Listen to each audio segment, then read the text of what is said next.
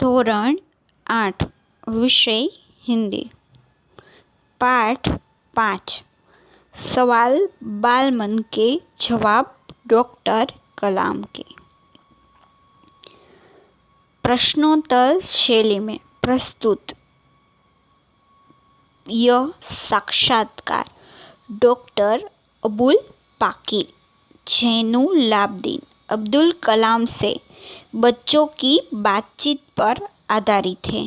यह बातचीत तब संपन्न हुई थी जब डॉक्टर कलाम राष्ट्रपति पद पर आसीन थे। वे बच्चों की जिज्ञासा का तुरंत उत्तर देने के लिए सदैव तत्पर रहते थे। विद्यार्थी मित्रों, आ पाठनो આપણે અભ્યાસ હિન્દી અને ગુજરાતી બંને ભાષામાં કરીશું। તમે પણ તમારું હિન્દીનું પાઠ્યપુસ્તક સાથે સાથે રાખશો અને આ વિડિયો જોતા રહેશો।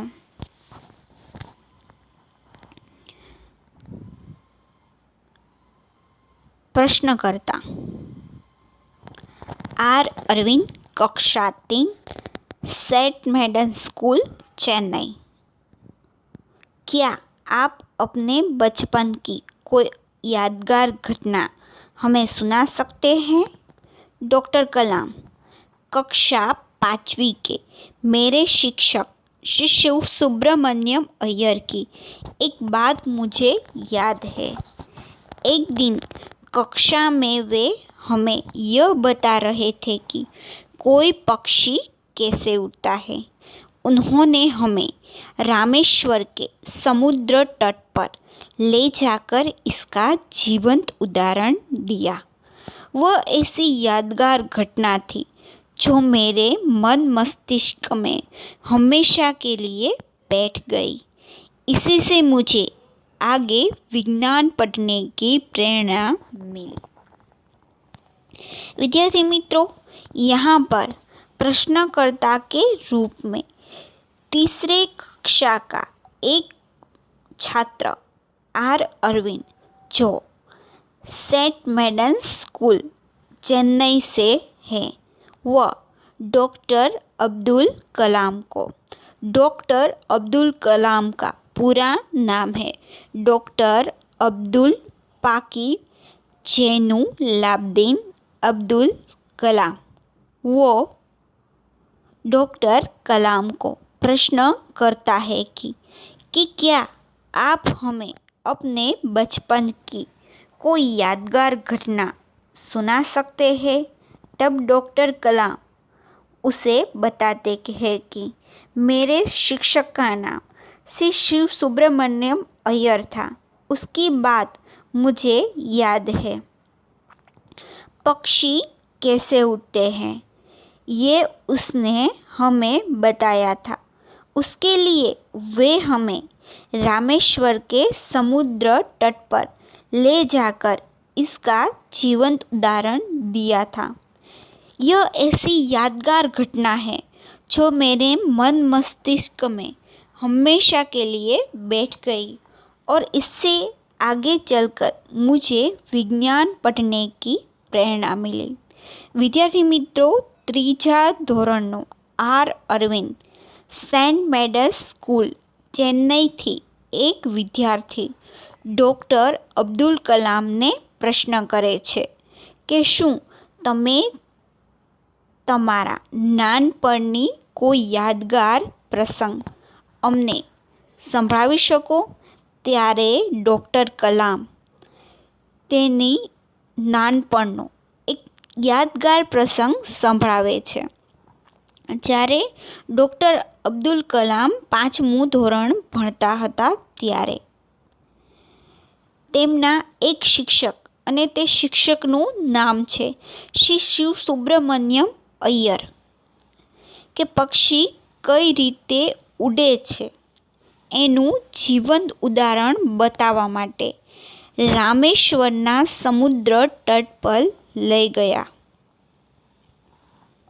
डॉक्टर कलाम ने आ प्रसंग हमेशा यादगार रहे छे અને તે કહે છે કે આનાથી જ મને આગળ જઈને વિજ્ઞાન ભણવાની પ્રેરણા મળેલી.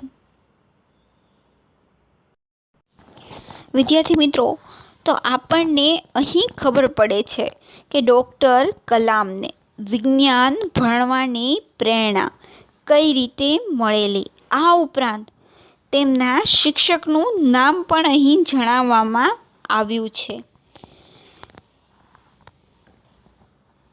પ્રશ્નકર્તા સરયુ મકર, કક્ષા 5, वाल्मीकि नगर हिंदी माध्यमिक शाला नागपुर. बचपन में हमें किस भाषा को प्रमुखता देनी चाहिए? डॉक्टर कलाम, मैं स्वयं माध्यमिक शिक्षा तक की पढ़ाई अपनी मातृभाषा के माध्यम से पूरी की है. कॉलेज और उसके आगे की शिक्षा अंग्रेजी माध्यम की संस्थाओं में हुई.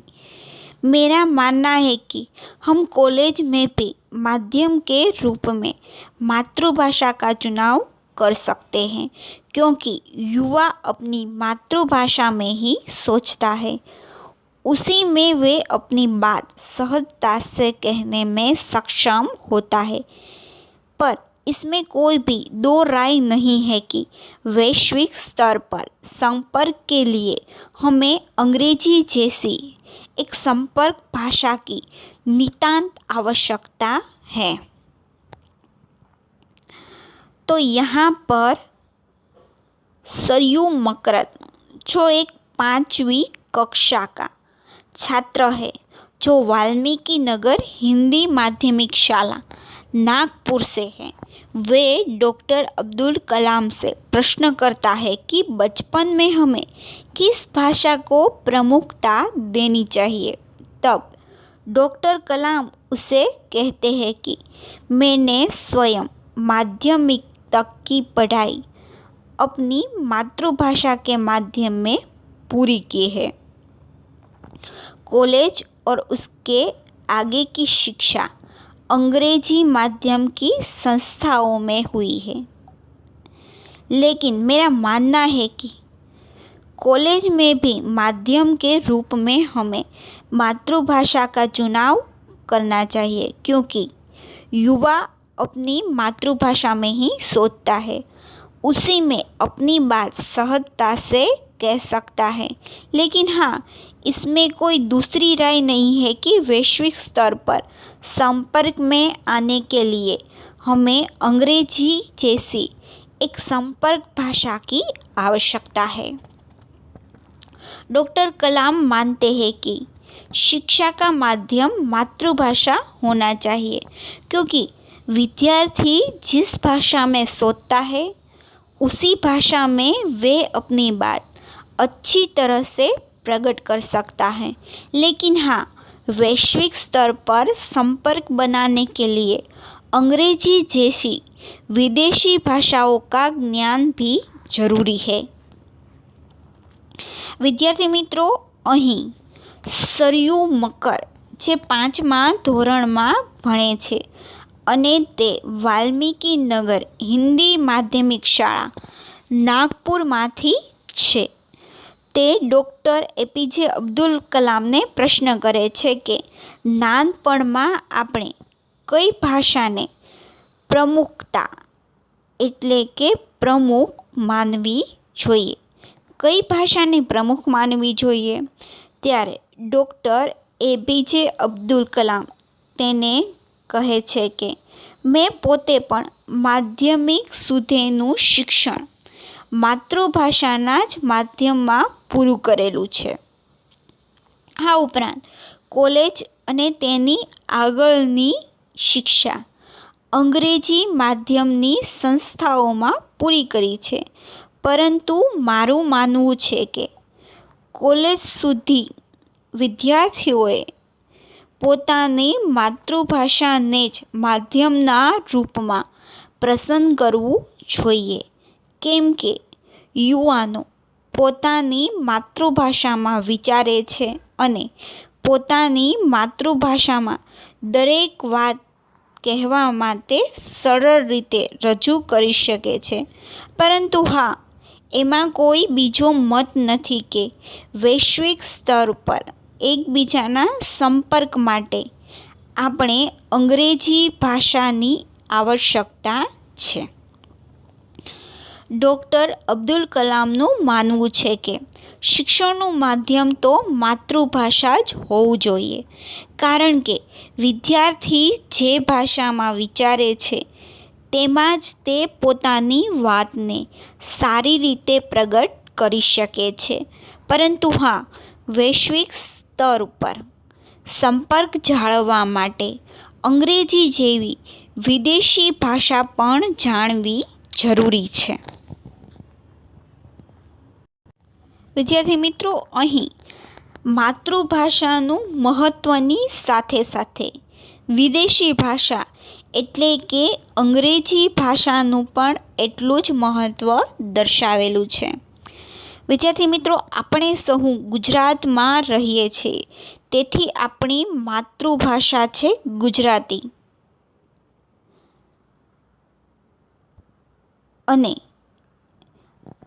આ ઉપરાંત આપણે વૈશ્વિક સ્તર ઉપર એકબીજાના સંપર્ક માટે અંગ્રેજી ભાષા પણ શીખવી જરૂરી છે.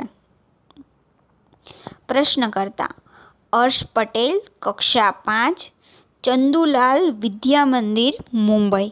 यदि हम आपकी तरह बनना चाहे तो हमें क्या करना चाहिए? डॉक्टर कलाम: जब आप युवा अवस्था में कदम रखें तभी आपको जीवन में लक्ष्य निर्धारित कर लेना होगा. हमेशा कुछ बड़ा सोचें. जैसे ही हम यह अनुभूति होती है कि आप आखिर क्या बनना चाहते हैं, तभी से उस दिशा में प्रयास और श्रम प्रारंभ कर दो. कहने का अर्थ है कि जी तोड़ मेहनत करो.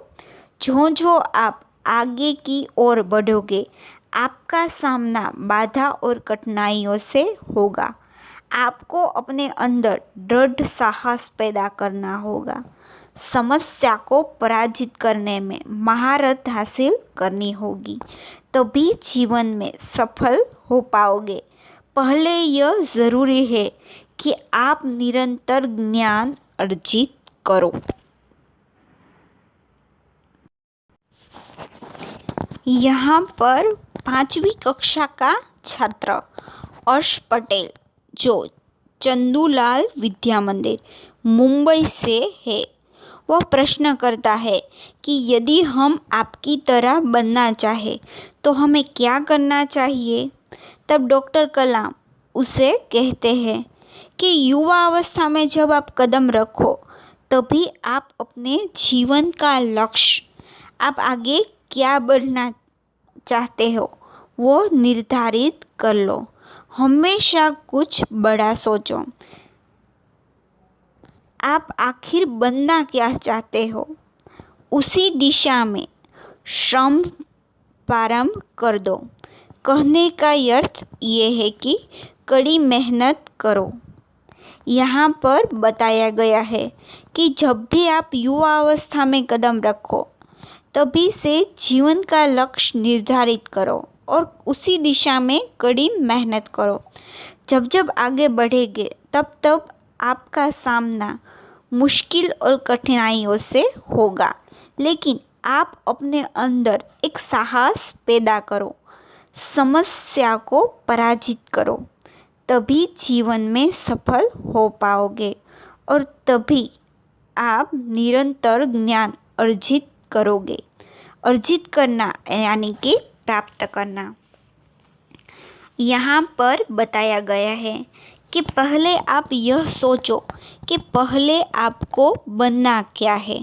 लक्ष्य निश्चित हो जाने पर उसी दिशा में कठिन परिश्रम करो और आने वाली कठिनाइयों का, बाधाओं का सामना करो. उस कठिनाइयों और बाधाओं से जीतने से ही जीवन में सफलता मिलेगी. सामान्य आर्थिक स्थिति के बालक भी जीत तोड़ परिश्रम करके और साहसपूर्वक आगे बढ़ने से बड़े व्यक्ति बन सकते हैं।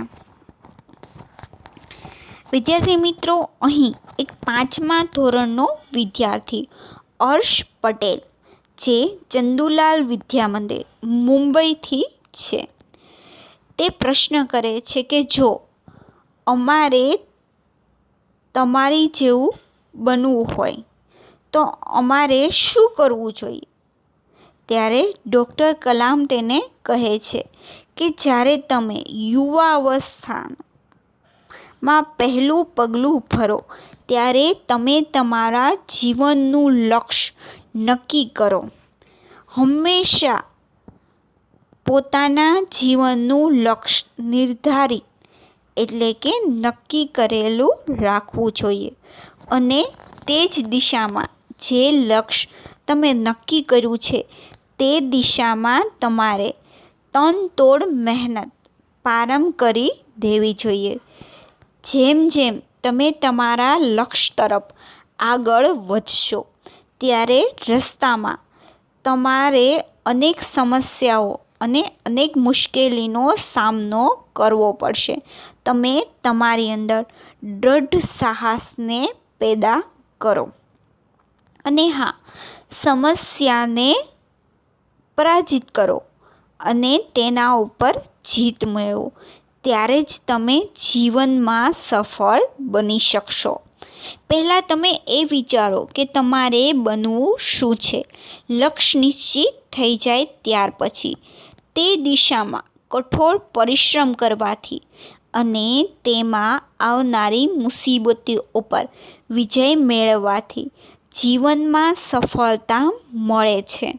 સામાન્ય આર્થિક સ્થિતિના બાળકો પણ સખત પરિશ્રમ અને સાહસથી આગળ વધીને एक मोटा मानस बनी सके छे। तो विद्यार्थी मित्रों, आज हम यहीं तक का अभ्यास करेंगे। तो आज हमने देखा कि डॉक्टर एपीजे अब्दुल कलाम ने अपने बचपन की एक घटना सुनाई और भाषा के प्रति अपना दृष्टिकोण भी प्रकट किया। साथ ही साथ जीवन में सफल होने का मंत्र भी बताया। डॉक्टर एपीजे अब्दुल कलाम ने बताया कि जब वे 5वीं कक्षा में थे तब उनके शिक्षक श्री शिव सुब्रमण्यम अय्यर विद्यार्थी को रामेश्वर के समुद्र तट पर ले गए। उन्होंने वहाँ पक्षियों के उड़ने की क्रिया बताई। बालक कलाम इससे बहुत प्रभावित हुआ। उसको विज्ञान पढ़ने की प्रेरणा इसी घटना से मिलती है। पढ़े हुए से देखा हुआ ज़्यादा याद रहता है, क्योंकि केवल देखने से दृश्य का चित्र मस्तिष्क में अंकित हो जाता है और पढ़ने से मन में काल्पनिक चित्र बन जाता है। कल्पना में वह सच्चाई नहीं होती जो देखने में होती है, इसलिए पढ़े हुए से देखा हुआ देर तक याद रहता है। विद्यार्थी मित्रों, श्री शिव सुब्रमण्यम अय्यर पक्षियों के उड़ने की क्रिया वह सभी छात्र को रामेश्वर के समुद्र तट पर ले जाकर बताते हैं, जिससे बालक एपीजे अब्दुल कलाम बहुत ही प्रभावित होते हैं और आगे चलकर विज्ञान पढ़ने की प्रेरणा भी उसको वहीं से मिलती है। और साथ ही साथ भाषा के बारे में डॉक्टर कलाम ने बताया कि शिक्षा का माध्यम मातृभाषा ही होना चाहिए, क्योंकि विद्यार्थी जिस भाषा में सोचता है उसी में वह अपनी बात अच्छी तरह से प्रकट कर सकता है। लेकिन हाँ, वैश्विक स्तर पर संपर्क बनाने के लिए अंग्रेजी जैसी विदेशी भाषा का ज्ञान भी जरूरी है। और डॉक्टर कलाम ने जीवन में सफल होने का मंत्र भी बताया। डॉक्टर कलाम ने बताया कि पहले हमें यह सोचना चाहिए कि तुम्हें बनना क्या है, फिर लक्ष्य को निर्धारित करना चाहिए। लक्ष्य निर्धारित हो जाने के बाद उसी दिशा में कठिन परिश्रम करना चाहिए और आने वाली कठिनाइयाँ और बाधाओं पर जीत हासिल करनी चाहिए। जब कठिनाइयाँ और बाधाओं को जीतने से ही जीवन में सफलता मिलती है। सामान्य स्थिति के बालक भी जी तोड़ परिश्रम करके और साहसपूर्वक आगे बढ़ते हैं और वह भी बड़े व्यक्ति बन सकते हैं। तो विद्यार्थी मित्रों, આજે આપણે આ 3 બાબતનો અભ્યાસ કર્યો। ડૉક્ટર કલામ પોતાના બાળપણની એક ઘટના કહે છે કે ડૉક્ટર કલામ જ્યારે 5મા ધોરણમાં ભણતા હતા ત્યારે તેમના એક શિક્ષક શ્રી શિવ સુબ્રમણ્યમ અય્યર વિદ્યાર્થીઓને રામેશ્વરના સમુદ્ર તટ પર લઈ જાય છે અને ત્યાં તેમને પક્ષીને ઉડાડવાની ક્રિયા બતાવે છે। બાળક કલામ આ જોઈને ખૂબ જ પ્રભાવિત થાય છે અને વિજ્ઞાનમાં ભણવાની પ્રેરણા પણ તેને અહીંથી જ મળે છે। સાથે સાથે ડૉક્ટર કલામ જણાવે છે કે શિક્ષણનું માધ્યમ તો માતૃભાષા જ હોવું જોઈએ, કારણ કે વિદ્યાર્થી જે ભાષામાં વિચારે છે તે ભાષામાં જ પોતાની વાત સારી રીતે પ્રગટ કરી શકે છે। પરંતુ હા, વૈશ્વિક સ્તર ઉપર સંપર્ક જાળવવા માટે અંગ્રેજી ભાષાનું જ્ઞાન પણ હોવું જરૂરી છે। આ ઉપરાંત ડૉક્ટર કલામ જીવનમાં સફળતાનો મંત્ર પણ કહે છે। ડૉક્ટર કલામ કહે છે કે પહેલાં તમે એ વિચારો તમારે શું બનવું છે। તમે તમારા જીવનનું લક્ષ્ય નિશ્ચિત કરો। લક્ષ્ય નિશ્ચિત થઈ જાય ત્યાર પછી તે દિશામાં કઠોર પરિશ્રમ કરવાનું આરંભ કરો અને આવનારી મુસીબતો ઉપર વિજય મેળવીને જીવનમાં સફળતા પ્રાપ્ત કરો।